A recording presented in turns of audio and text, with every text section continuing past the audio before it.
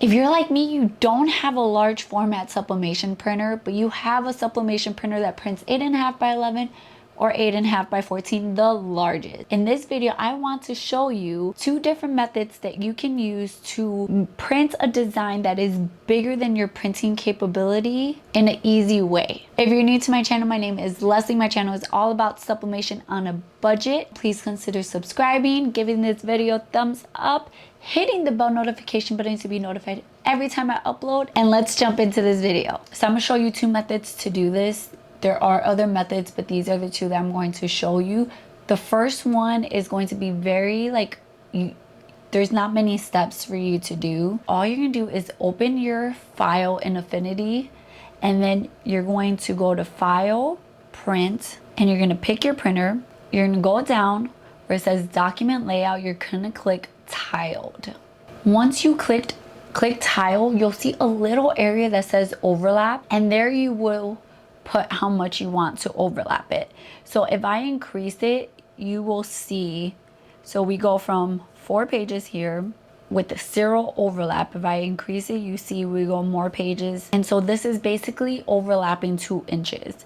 And if you see right here, you can kind of tell this is your overlapping piece right here. And 2 inches is a lot, but it will kind of extend that piece. This is your overlapping piece right here. This right here is part of this piece. So you have a big overlapping piece. I don't recommend to overlap a lot, because what happens is that when you place those 2 sublimation papers over each other, you might have some bleed through, which will cause ghosting. I normally do either 0.25 inches, so 1/4 of an inch, or the most I would do is 0.35. And I find that those are pretty good amounts. They're small amounts. I don't get any bleeding when I overlap it that much. So here's the pros about this method, is that it's very minimal effort. Like, you don't have to do much other than, you know, go to print, go to tile, and select how much you want it to overlap.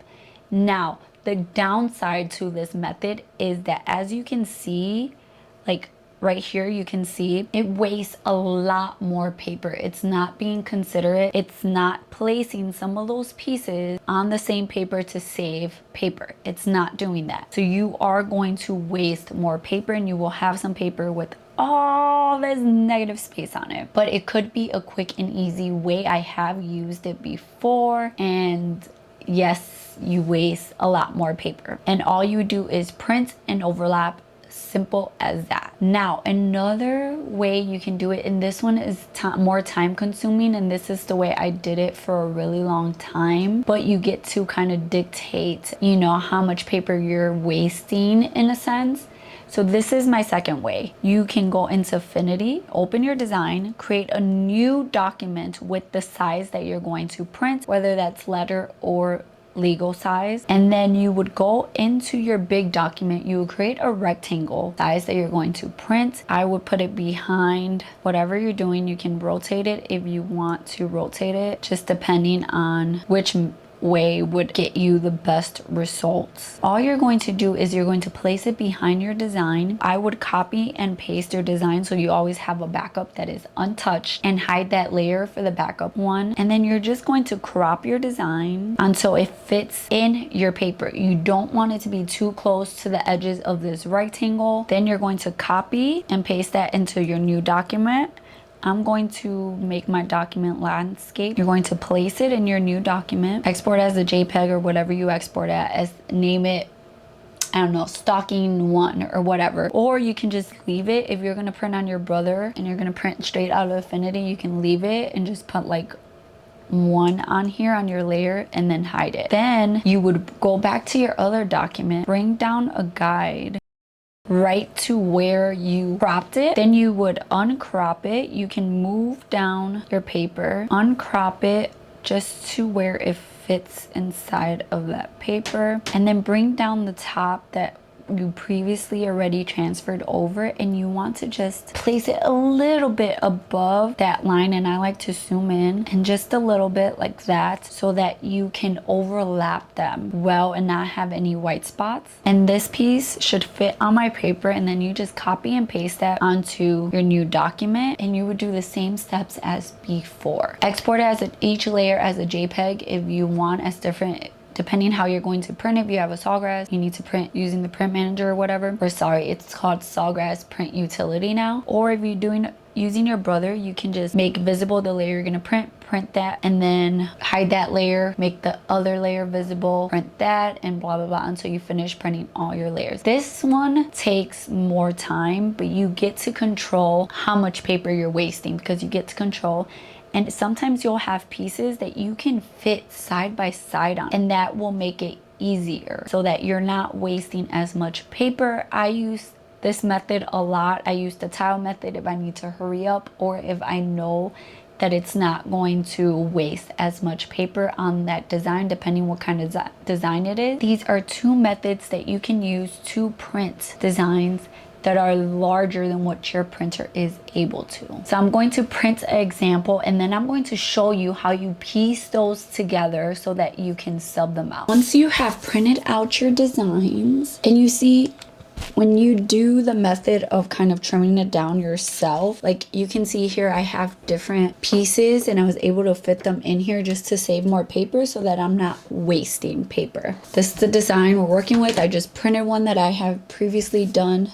It's just random. But to piece these together, all you're gonna need is your paper, some scissors or a paper trimmer, and sublimation tape. So you want to leave one paper with some white here. Your other paper that you're going to overlap on top, you want to take some scissors and you're going to trim down your design at the edge of it. And you want to make sure that you're not leaving any white spots. So even if you just go in a little past your design, because you can see here bits and pieces of my design there, that's okay, because you created overlapping margin. But the important part here is not to leave any white.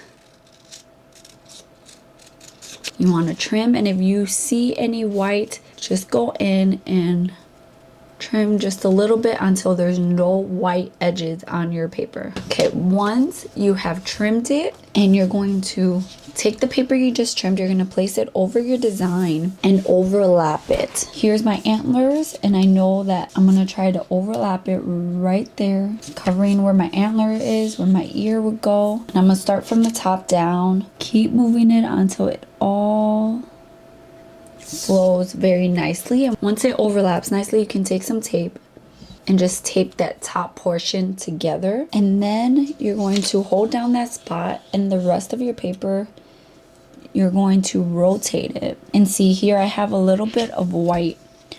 I'm just going to trim that down.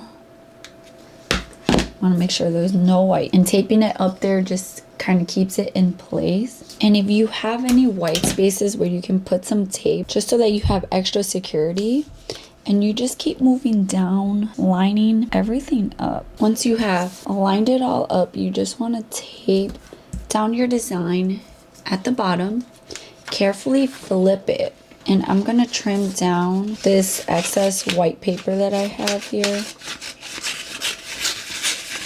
You want to just take some heat tape, and you're going to tape down that seam all the way across. And now your design is ready. You can trim it down, and it's ready to go to your heat press. I hope you found this video informative. I hope it kind of eased your mind about being able to only print 8.5 by 11 or 8.5 by 14. And if you know any other tips, comment down below so that you can share with the rest of us and we can all learn from each other. So if you found this helpful, please make sure to give this video a thumbs up. Subscribe if you have not already. Join my YouTube family, and I'll see you guys in my next video. Bye guys.